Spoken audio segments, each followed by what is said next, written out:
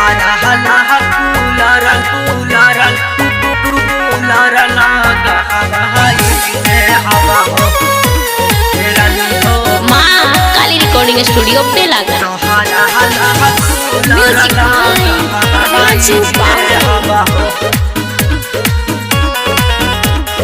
रोजो रोजो रतिया में करेलू लड़ाई लेबे के नी चुमा देलू नथिया गड़ाई लेबे के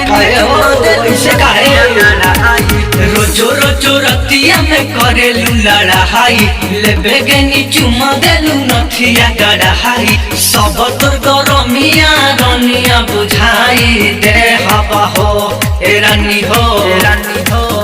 तोहरा हला कूलर लागा हवाई दे हवा हो रानी हो। तोहरा हला कूलर लागा हवाई दे हवा हो रानी हो। तनी सबर करा। मिक्स बाय पप्पू दीवाना यादव।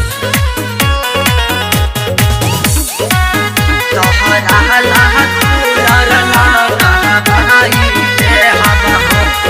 आपन बेनिया डोला दे हवा लगी जैसे है ऐसी जैसे है ऐसी सुताही के बेरिया ये रनिया बोले लू तू तहा बेसी बोले लू तू तहा बेसी। तोहरा हला हर सुधार ना जाए आपन बेनिया डोला दे हवा लगी जैसे है ऐसी सुताही के बेरिया ये रनिया बोले लू तू तहा बेसी बोले लू तू तहा बेसी। सोच सपना ये रनिया पुराई दे हवा हो रानी हो।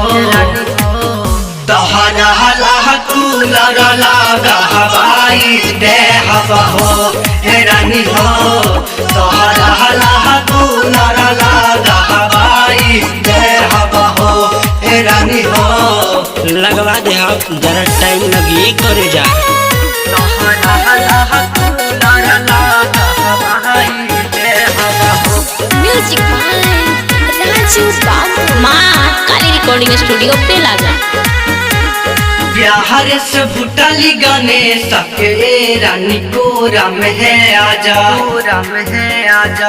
रोज रोज गोदी में सुताई तके रानी पिंक राजा अब तमाजा ये हमर जान। बिहार से भूटाली गाने सके रानी कोरा में है आजा।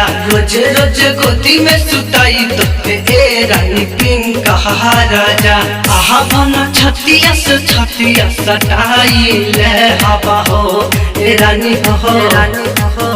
तोहरा हला कूलर लागा हवाई दे हवा हो रानी हो। तोहरा हला कूलर लागा हवाई दे हवा हो रानी हो। लगवा दे अब तमाजा ये हमर सोना।